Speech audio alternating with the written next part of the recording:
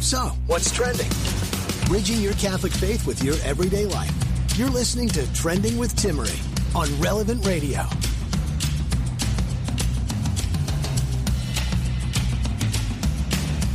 Okay, I don't know what's going to happen today. I don't normally drink coffee, and I drank some right before the show. It is definitely Friday, and you coffee drinkers out there, I don't know how you drink coffee later in the day. Like, honestly, I think I might not sleep tonight.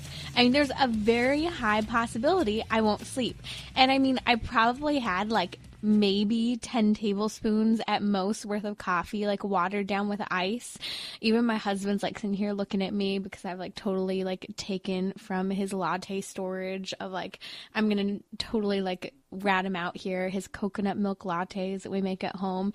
He would be so embarrassed. At least it's not soy, right? Soy milk lattes. I'm sorry if you drink soy milk lattes. I can't go there. And he probably doesn't want you to know that he drinks coconut milk lattes. We'll see if he listens. If he's like knocking on my door in a couple minutes, you'll know why. But that's what I get. I totally spilled it on the ground after drinking it, so maybe I shouldn't have had it anyway. But it's Friday, and I would love to hear from you. We're talking yet again about the Biebers. Why is it that so many people are fascinated by the Bieber marriage? Hailey Bieber, the daughter of Stephen Baldwin, Noah Bieber, married Justin Bieber, and they have been incredibly candid about life, their marriage, their past, present, and kind of where they're going. I'm really interested to see if we're going to see some Bieber kids in the near future. I think that their candidness has really been compelling for a lot of people to see maybe even just marriage in a different light than they normally would. But Hailey's talking about the comparison culture. And I thought that this was incredibly relevant, not only in the midst of everyone spending way too much time on social media right now, but also in general. Comparison eats away at our happiness. So if you want to talk about this, give us a call at 1-888-914-9149. And joining us in just a little bit, he's back, Father Matthew Spencer. I know some people are still just realizing that trending has taken over the 4 p.m. Pacific Standard Time, 7 p.m. Eastern time slot, what used to be St. Joseph's Workshop. So if you're just going back to work this week, maybe you're wondering, who the heck is this person on air? Well, this is now the Trending with Timmerie hour. Sorry, Father Matthew, but we'll have you on as a regular. And in fact, we're going to be talking about fatherhood, the attack on fatherhood. And have you seen this YouTube channel? It has hit over 2 million followers this week. It only had 1 million followers a couple weeks ago. And this is the YouTube channel, not Father Matthew Spencer's. It's Dad, How Do I? And it's basically a father whose father walked out on him when he was a child, and he missed those steps of various things that a father should teach his son. And people are responding in droves to this sweet dad trying to help teach boys and, in fact, young men, and might I even say middle-aged men, how to do things such as change a tire, iron a shirt, or fix a leaking toilet. So we'll be talking about that and much more coming up. If you'd like to give us a call, the number's 1-888-914-9149. Again, 1-888-914-9149. Here's a question I have for you. Will a high IQ determine your future? I feel like I know a lot of really smart, intelligent people. And also I feel like in today's culture, like the most prized thing about a kid is, well, he's so smart or she's brilliant, and it's the best thing you or someone else could say about your kid. But do they know anything about truth? Do they know anything about reality? Because I think that these same people whose egos we're stroking are the same people we're terrified to challenge on various topics today. So we'll be talking a little bit about the smartest man in America and the world, as they say, Christopher Langan. So join us in that conversation. But I want to come back to the Biebers here for a minute.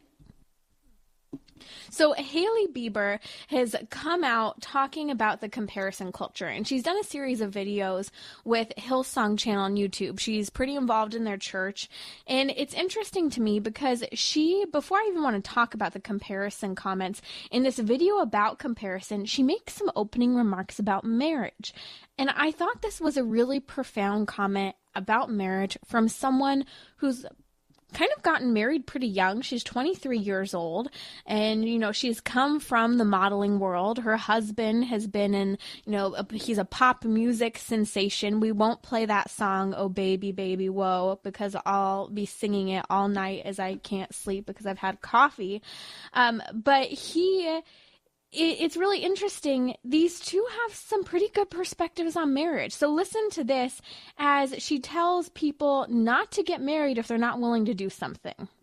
To me, if you don't want to compromise, don't get married. If you're not willing to step into a new life with someone and have to kind of say goodbye to some things from your past and say goodbye to some old conveniences and luxuries and friends and people and time and space and energy, don't get married. Boom. Truth bomb from the Biebers yet again. Don't get married if you're not willing to compromise and make some changes. Because guess what? It's no longer me, myself, and I. I'm still learning this every day, especially during the quarantine, as I harass my husband about the dishes and what windows should and should not be open in the house. Those compromises may seem small, but trust me, they're not that small when you've been around each other for nearly 3 months straight now. So let's be real. Hailey Bieber has just these really insightful, simple comments that you may have all the experience of marriage and be like, yeah, that makes sense. But she's 23 years old and she's talking to a generation of kids who probably aren't even interested in getting married and who probably haven't even grown up with a mother and father in the home, which we'll talk about that a little later on when we get to fatherhood. But let's talk about what she's had to say with regard to comparison. If you're just joining us, give us a call to join the conversation, ask a question. The number's 1-888-914-9149. We'd love to hear from you here on Trending with Timmerie. So Hailey actually has opened up in the past about having experienced her own struggle with comparison. Listen to this. I think in a certain way, the comparison got worse when we got married or when we got together, because I think that there was such a bigger platform of people. I think people, when they don't understand something, they attack it. Isn't that interesting? So she was saying that she's experienced that after having gotten married, the comparison has gotten worse. But I also want to talk about how she says that this has been a past struggle for her as well. So here she is already struggling with comparison in the past. Listen to what she had about how this comparison was already bothering her before it got married, being the new Bieber wife, and all the girls hate her.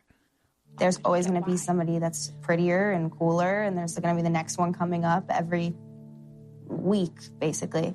I was always sitting around comparing myself to other people, like, I don't understand why they're doing this and I can't do the same thing.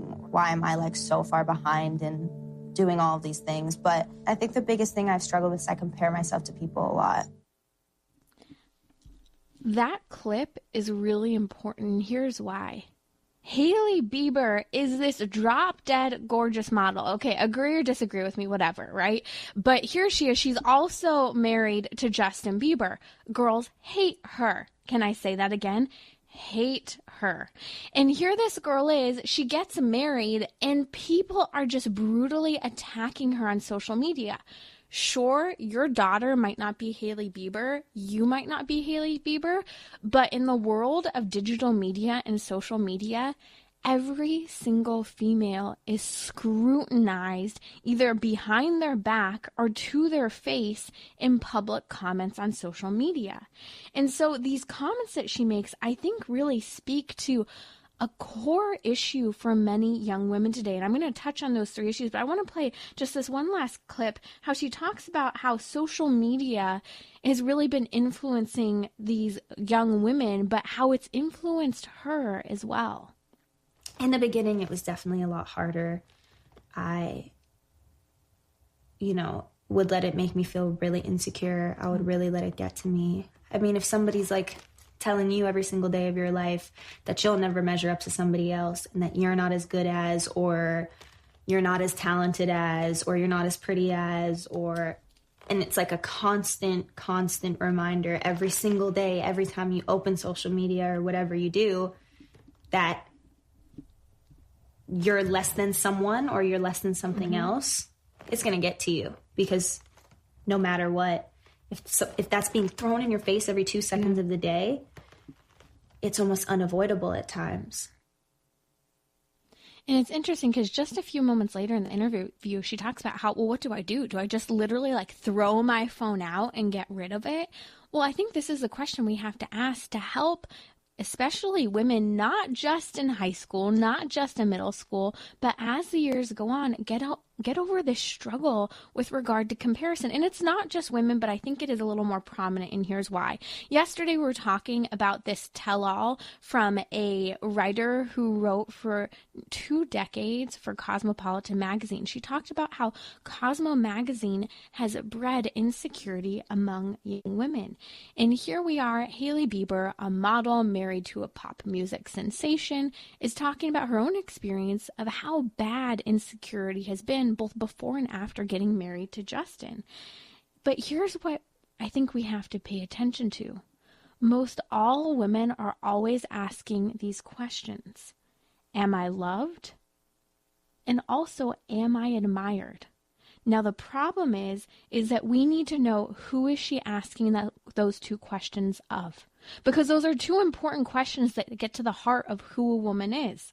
It's good to say, am I loved? And it's good to say, am I admired? But the problem is that with social media, most young women are looking for the answers among peers who are also struggling with this comparison culture, or among people they don't even know on social media that they're connected to. So the question is, who are you asking if they love you? Who are you asking if they admire? And I think it'll have something to speak into how we dress, how we communicate, how we carry ourselves, who we're friends with. And so also it'll make us reconsider, what's the reason behind why I'm asking these questions? Ultimately, this question comes down to the topic of beauty, and this is just food for thought that I leave you with on this topic. Beauty, we talk about how beautiful women are, and St. John Paul the Great has quoted Dostoevsky, the Russian writer, when Dostoevsky talked about how beauty will save the world. And often this comment's kind of equivocated with women saving the world because women are beautiful. There are a lot of women who don't feel that beautiful, but I think this is the problem. Beauty has to do with the interior moral beauty of the woman. But in the culture today, we are reducing ourselves because of groups like Cosmo magazine to beauty only being the exterior of what people see. And so social media has bred this kind of insecurity even more so among women, when in reality they're supposed to be asking absolutely their core questions for women. Am I loved and am I admired? Because they want to know, am I beautiful for who I am on the inside? Not on the outside. And this is why the comments from Hailey Bieber about comparison and how she too struggles with it, I think is actually relevant for every woman and for every young girl today. You're listening to Trending with Timmerie. Joining me in just a moment is Father Matthew Spencer here on Trending. We're going to be talking about fatherhood and also working on anxiety and depression in the culture and how we need to kind of boost up our physical, spiritual, and emotional health right now. A message about Solidarity Health Share. Solidarity Health Share is simple to help pay for affordable, quality health care. They enable the community to share in each other's eligible medical expenses. You choose the doctors that you want to see. Even integrative and alternative medical treatments are eligible. Solidarity Health Share helps pay for NAPRO technology and costs associated with natural family planning. Solidarity Health Share is dedicated to both faith and your health care. Information is available at solidarityhealthshare.org. Father Matthew Spencer is back here on Trending, reclaiming some time during this hour. Father Matthew, everyone wants to know, you hosted St. Joseph's Workshop for quite a long time, even before joining Relevant Radio. What are you doing with your time, especially being a priest during the quarantine? Hey, Timmerie, good to be with you. It's that's a good question. I've been thinking about this as priest in a time of pandemic. Like I need to reflect on what does it mean to be a priest when so many of our priestly duties are limited, our availability to people. So we've returned in my community, we've returned to communal prayer a lot. We do an extra holy hour every day together for the people of God. But at the same time, being available in the ways that we can, which means, Timmerie, trying to bring the gospel in creative ways. I know people are probably very tired of live streamed masses. They're tired of, they want the real experience. But as a priest, I see that we have to do whatever we can, even if it's not the ideal way to communicate these values. So I've been working on those kinds of things, Timmerie, trying to share the faith and keep my own faith in this time of pandemic. And I have a question for you, Father Matthews. You talk about kind of understanding your priesthood during the pandemic. There are a lot of priests who are listening, especially young priests, who are having a difficult time understanding what their priesthood looks like. And even if we're kind of getting close to the end of this kind of ambiguity and kind of reluctance to utilize the sacraments, what would you say to priests who are kind of feeling frustrated right now? Well, it's probably similar advice as I'd give to people of all walks of life, but it comes down to this, Timmerie. I think we so easily fall into the trap of finding our value in the function that we can give, and priests are particularly sensitive to this danger. We think, well, the number of hours of confessions I can hear, the number of masses I can celebrate, the number of appointments I can handle throughout the day, that's how people value me, and that's what gives meaning to my priesthood. But of course, we know intellectually that that's not true. Our priesthood finds its value being rooted in Jesus Christ Himself, whether we can function in that same way or not. So I would say to priests, both young and old, who have been struggling through this time, is to remember and to return to the roots of our priesthood. And I would say also to fathers, to mothers, to people of all walks of life, it's an opportunity, in my opinion, to rediscover our vocations, not as something about function, but something about identity, something about the gift of self that we're called to give to God, however He allows us to do that, under whatever circumstances He permits in our lives. Wow, and it's such a reminder. That's Father Matthew Spencer, the voice you know and love from St. Joseph's Workshop. It's a reminder that all of us are at risk of reducing ourselves to what we do and what we produce. Kind of this attitude of, I am my work. And, I'm thinking about this in relation to the topic that we're diving into. So the Census Bureau survey has come out showing that there's been a major spike in anxiety and depression. And we are seeing the suicide rates are off the charts right now. It is devastating. Some areas here in California and others, they're reporting that the number of suicides seen in 4 weeks are the number that we usually see in 1 year just during the pandemic. And so my question is, how can we work on our physical, mental, and spiritual health to kind of shake ourselves out of the situation that we are facing right now, no matter how dire the circumstances are in our personal experience?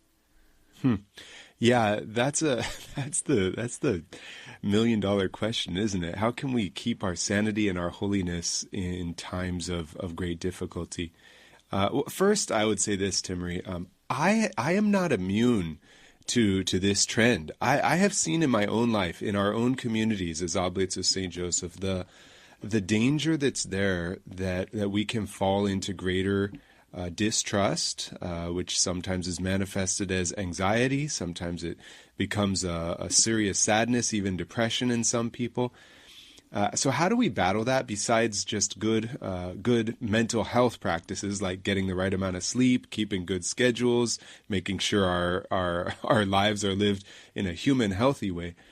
To me, we have to have Jesus at the center of all of these activities. And I think part of the problem is we feel rather helpless, maybe. I feel like I can't control the circumstances in the world. I can't control how my job is going to unfold. I can't control when I'm going to be able to return to the sacraments, for example. And so we stress about these things and we worry about them. When really what we need to be doing, like St. Joseph, like our Blessed Mother, is having great trust in God's divine providence, having great trust in God's plan for us. And that's a decision, Timmerie. That's a conscious decision. It's not a passivity where I just say, okay, well, I guess I'm just going to let things be and float down the river and just not do anything. No, what it is it's an acceptance and a decision to say, I cannot control these circumstances in my life, and therefore I'm going to surrender them to God. And on the other hand, those things I can control, living a healthy life, spending time in prayer, making sure that I'm giving God his due and fulfilling the other essential aspects of my vocation, well, I'm going to recommit myself to doing those well. And I have to tell you, Timmerie, to me, this leads to great health of mind and spirit when we're very deliberate in how we live this way. Of course, it's hard. It takes effort, takes decisions on our part, and it's difficult because we oftentimes feel like we want to give in more to the temptations of the world or give in to the anxiety that comes that creeps up on us. But if we deliberately decide to accept the circumstances that God has allowed and then to make the most of them, then we will maintain that healthy balance of longing for the end of this whole crisis, but also trusting that will happen in God's time. You're listening to Trending with Timmerie. That's Father Matthew Spencer. Father Matthew, what you're saying here reminds me of kind of my attitude a lot of the time when I hear like there's a spike in depression, there's a spike in anxiety. And like you said, we're not immune to this. Even just a couple weeks ago, being so separated from the sacraments, it was almost like there was this little bit of like a spiritual depression going on in this lack of communion that we're so used to, especially working in the new evangelization and trying to, truly stay connected to like what does the Holy Spirit have in store for these issues that need to be addressed. And so as I look at this, I see what you're saying, and it's a moment where we're saying, yes, it's you need to work on it, but it's not all you, that you have to place your trust in God as well. And I also feel like sometimes people are there waiting for someone to shake them out of their anxiety, shake them out of their depression. And that's not fair, because just like an addict, the addict has to make the choice to change. It can't be mom, dad, friend, spouse, or child making them change. That might be an inspiration, but it ultimately has to be you surrendering to God and taking the right steps to make those changes. Absolutely. And if anybody, Timmerie, is waiting for that sign, for that person, let me say, this is the sign, right? It's Timmerie and Father Matthew telling you, get up off the ground, start taking life and living it the way God wants, right? I mean, rediscover the reason why God has called us to this great vocation of being Christian. And trust in his will as it unfolds, because it makes life so much better, Timmerie, when we don't have to do it on our own, but we have God guiding us through those difficult times. And if you feel like, I don't know what to do, I hear what you're saying. I'll start with prayer. I'll start with, taking some action. But here are a couple tips. Physical health. Exercise 30 minutes a day, even if those are 7-minute blocks throughout the day. Turn on a video if you're bad at exercising by yourself and do a quick 8-minute ab workout. Mentally, I really want to challenge you to think about ideas, not people. It's going to help take you out of yourself. And spiritually, pray for 15 minutes a day, twice a day. 15 minutes in the morning, 15 minutes in the evening. We'll be right back with Father Matthew Spencer.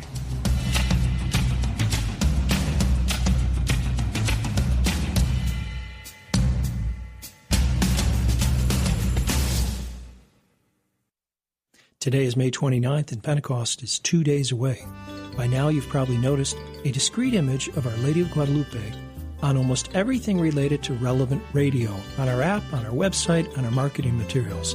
The reason for that is because Relevant Radio received its first license from the Federal Communications Commission in Washington, D.C. on the Feast of Our Lady of Guadalupe, December 12, 2000. And without that license, we'd not be in business. So we never want to forget that foundational moment, that historic moment, and the intercession of Our Lady in our own history. That's the reason for the image of Our Lady of Guadalupe. Relevant Radio has never moved forward without the powerful intercession of the Blessed Mother. When our financial situation was hopeless in 2006, we started praying the Memorare at the beginning of each hour of Pledge Drive. Ever since that time, Relevant Radio has been on the air, and we're grateful to the Blessed Mother for her role in our own history.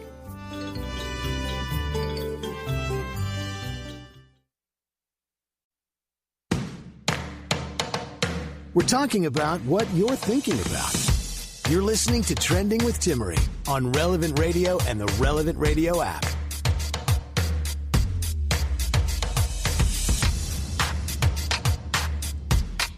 I'm here with Father Matthew Spencer. We're going to dive into the topic of fatherhood and this fatherhood crisis, maybe from a perspective that you haven't really thought about, and how it relates to our faith and our ability to even come to an understanding of God as our Father. The Relevant Radio studio line is sponsored by Catholic Order of Foresters. Employment opportunities to become an agent or information about their flexible premium life insurance plans are available at relevantradio.com/Forester.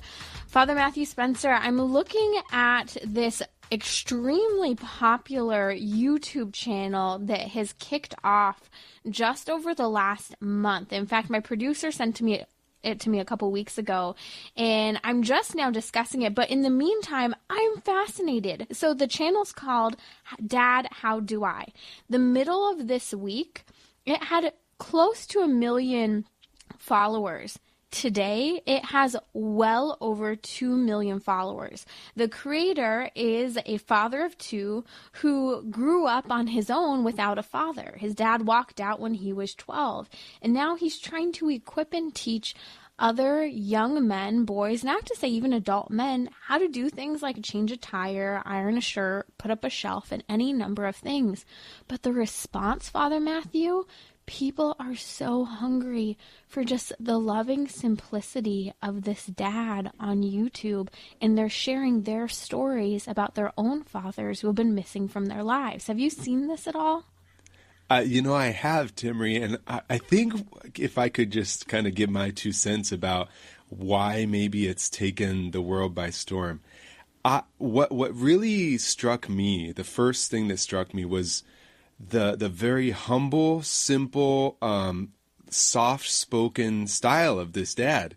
I mean, he's teaching these functional things. He has a smiling face, but it's not flashy YouTube production. It's not some kind of, scripted thing where he's trying to get tons of viewers.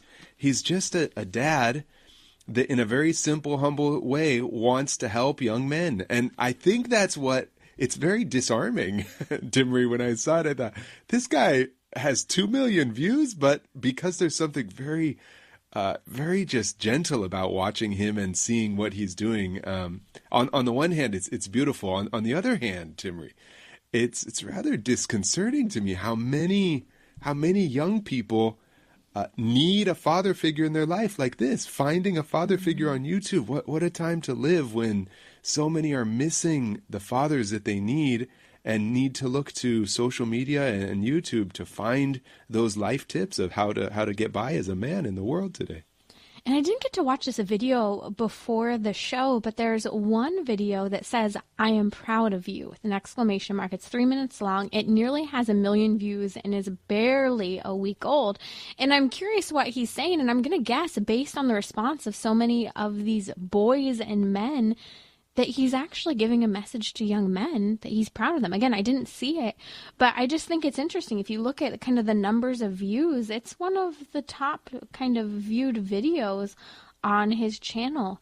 And so it points to this crisis in our culture of fatherhood. And we talked earlier about insecurity among women, but I really do see this insecurity among men with regard not to the comparison culture as for women, but to kind of feeling ill-equipped to do a lot of different things, whether it is just being able to know how to change a doorknob. They say, yeah, I just hire someone to do that. But at the same time, there's this embarrassed element to, like, oh, I could never do that. I don't know what I'm doing. That I think a lot of men are looking for an answer to that confusion, but they don't know where to find it. And I think that suddenly this starts ringing a bell when you see this Dad How Do I YouTube channel. I think so too, Timmerie. And I think the key is not so much in being functional as a dad. You know, we were talking just a few moments ago about we fall into this trap of finding our value in what we can do. Here's this man teaching a lot of great skills, changing a tire, as you said, hanging a shelf, all these different things that people can do. But I think what that does indirectly, Timmerie, is it makes men realize that they can give of themselves. They can contribute to their families. They can make life easier for others. They can accomplish things for others that makes them find meaning in giving of themselves. So I think deep down what's happening when people watch this is not so much that, oh, wow, now I know how to find the tools to take off the lug nuts off of this tire and pull it off of the car. It's not so much the practical things, although those are very helpful. It's the realization that, hey, I can do this. I can grow as a human being, and I can be of service to others, maybe to my future wife, maybe to my parents, maybe to others who need that gift of self from me. And I think this is what it means to be human, right? To give of ourselves and to share our lives with others in the best way we can. You made a comment that just really stood out to me. It's showing men that they can contribute and ease life for others. Contribute and they can give to others, as you said. But when you mentioned ease life for others, a fundamental part of being a man is kind of this ability to sacrifice and suffer for others. And I feel like a lot of men think that, man, like I need to go out and be that firefighter. I have to go out and be the soldier. But actually, it's in the mundane simplicity of life where you can suffer and sacrifice for others by, like you said, doing these small tasks that are actually easing the life of others. Yeah, when we look at what is the greatest contribution that St. Joseph gave to Jesus, it wasn't to teach him how to tie a tie, right? It wasn't even to teach him his carpentry skills, although these were important skills that could be transmitted to Jesus. The principal vocation of St. Joseph, in addition to guarding and protecting the Holy Family, was to communicate to Jesus what it means to be a father. And it's through the person of St. Joseph that Jesus then learns, at least in his human capacity, learns what it means to have a father in heaven.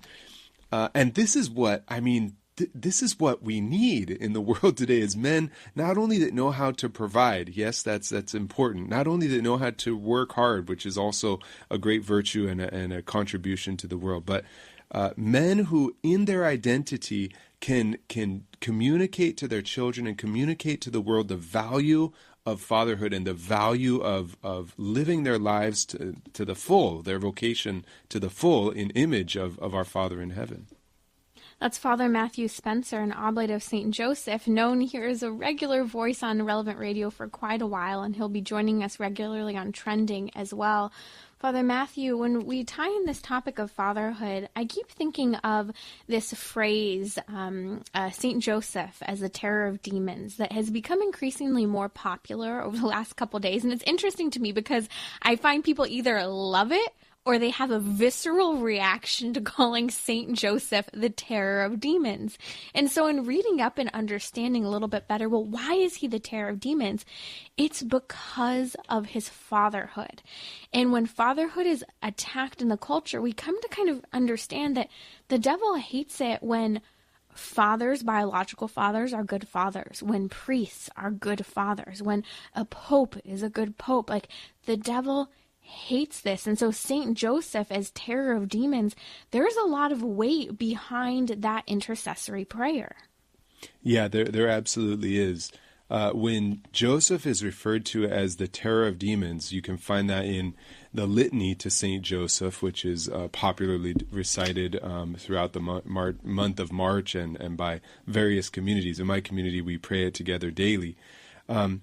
The reason that we can call him the terror of demons is because he was a humble man, because he didn't, in his own humility, didn't presume to have the strength to fight demons on his own, didn't presume to by his own power accomplish great things. In his humility, he trusted God in everything. And let me tell you, Timmery, the evil one hates that. The evil one hates it when we're humble. He hates it when we depend on God, because it's so much easier to trip people up when they're prideful. It's so much easier for us to fall when we think we can do it on our own, when we think we can do it ourselves. And so St. Joseph, in his fatherhood, lived that vocation with great humility. But at the same time, with great purpose, with great intention. He didn't say, no, I can't do that, and in a false humility, turn away from the Lord. Once it became clear to him what his vocation was, he said yes, and in all humility did the best he could in that vocation. And so that's why, very rightly, the Church refers to him as the terror of demons, because not like St. Michael the Archangel, who goes at Satan with a sword, but like St. Joseph reveals to us, with great humility, we can enter into spiritual combat, and by the power of God himself have great success. Let's relate this topic of fatherhood to how many people today have a difficult time understanding God. And I really believe that's because they can't fathom the fatherhood of God, or put trust in the fatherhood of God, or understand the unconditional love of God as Father, because there's so much brokenness with regard to our own earthly fathers. So how can this be reconciled, and why do you think it is that the two are connected? Timmery, this is such a big problem. I can share with you the perspective I have as a priest and as the provincial of my religious community. When we want to invite young men to consider a religious vocation, to consecrate themselves to God through the vows of poverty, chastity, and obedience, they have to do that with a sense of relying upon God as Father. You have to do that. There's no other way to live the consecrated life than to depend completely on God and his unconditional love for us. But so many young men are beginning to look at religious life with a shattered view of what it means to have a father or to be a father. They come from broken families. They come from families that are rife with divorce. They come from families where fathers might legally be married still to their wives, but are emotionally and even physically absent.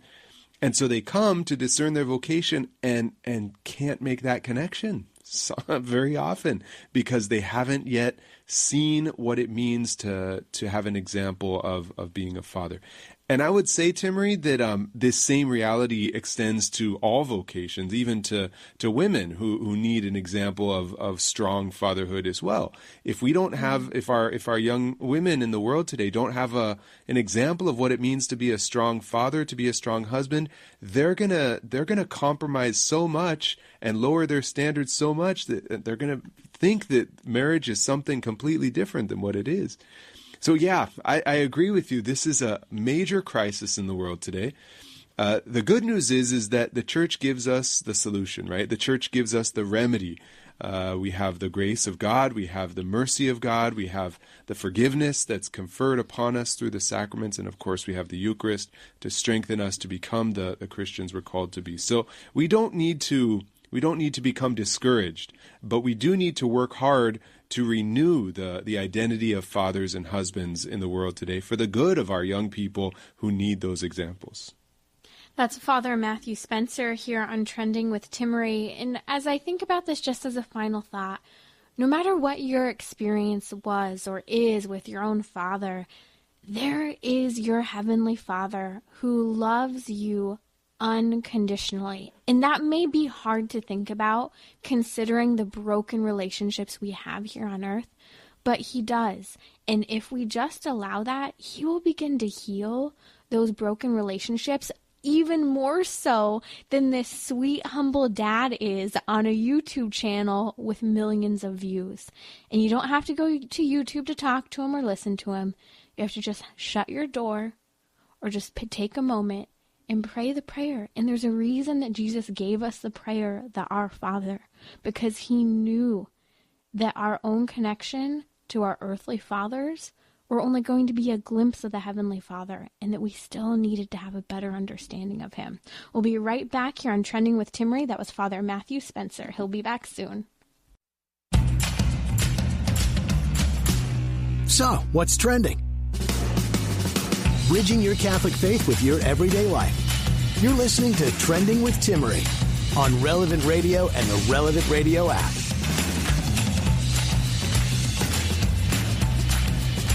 I am back, and I have to throw this question out there, and I've been asking it. Maybe you heard it in the promo. Will a high Q determine your future? Because I find that so many of us, and myself included, are terrified of entering into a conversation with someone who is smart or intelligent. And if you can see me right now, I'm putting air quotes around both words. Because often these are the individuals who, unfortunately, in our modern day culture, often have the loudest voice and the loudest influence. Yet there are certain principal truths they're just getting wrong. You may have known for many years now of the smartest man in America, or even the world, as some people call him. That is Christopher Langan. And he scored between a 195 and a 210 on his IQ score. Now, this is like the smartest man in America, as I said, if you didn't hear of him. And he's done a lot of interviews, podcasts, TV interviews, and he's had a lot to say. Very, kind of simple man in his day-to-day life. He's a rancher. I think he had even been a, I want to call him a bar hopper, not a bar bouncer. There we go. Bouncer. You can tell I'm totally hanging out at clubs and bars, But it's interesting to me because I was listening to a couple clips, hearing him talk. This is a man who is, I suppose you could say, brilliant, but I question that. And I'm going to tell you why in a second here. And I also want this to be encouragement for all of us.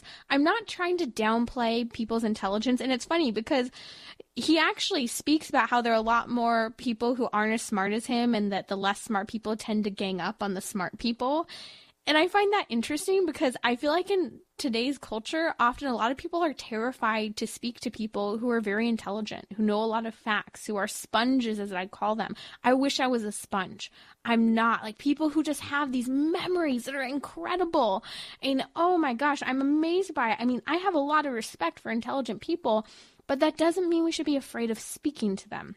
So here's an interview that Christopher Langan did with Patterson in Pursuit, the podcast. And he talks about here how people with a higher IQ can be foolish. Listen up. I do think it can be overblown in terms of its merit. I've spoken with plenty of high IQ people who are foolish, who just have actual bad processes of reasoning. I tend to think that IQ correlates with intelligence, but is not the same thing as intelligence. It's just a measure. It's just a particular measure, with certain kinds of items on certain kinds of tests, that certain people take. And yes, that's all it is. But if the question is, does IQ correlate with intelligence and with real world success, there is no doubt about it. Right. Yes, I think yes, it does. And therefore it is a valid construct. I feel like he kind of contradicted himself. I'm just going to say, like, first he agrees that people with high IQ can be foolish, and then he says they can't be at the same time if you're listening. And I think that what this comes down to is that a lot of people with high IQ might be very intelligent. They might know a lot. They might be able to soundly reason through certain problems, but they have poor reasoning when it comes to universal truths. Yet in our culture so highly values intellect and thinking. I keep thinking about how in our culture, the greatest compliment you can give someone's daughter or son is, he's incredibly intelligent. He's so smart. You must have taken the best prenatal vitamins. You must have eaten a lot of vegetables. He must have a high-fat keto diet at 7 years old. I mean, these are the things, honestly, I think that, like, people think, like, yes, I took the right things when I was pregnant with my child, and they are just a genius. And this is a problem because, from a Christian perspective, this can breed pride and egoism and many other issues. And it's interesting because I'm thinking back to our conversation yesterday with Christina Pineda from Matchmakers in the City, and she was talking about how there's certain characteristics that have to be refined when she's working with a client. And me and my shallowness was thinking like, okay, comb your hair, brush your teeth, stuff like that, change your shirt. And she said, no, actually, it has to do with simple things. For example, one of them being this like competitiveness in our culture and the pride that kicks in for so many of us. And so clearly, telling your child all the time that it's brilliant maybe isn't helping, and it's making them a terror to debate with, and they're scaring your average person away from having a conversation with them, even if they are brilliant. Now, I want to play this other clip real quick here. So this other clip, during this interview, Patterson and Pursuit is interviewing Christopher Langan, the smartest man in America, close to a 200 IQ score, and they talk about how the IQ actually needs direction. Listen to this.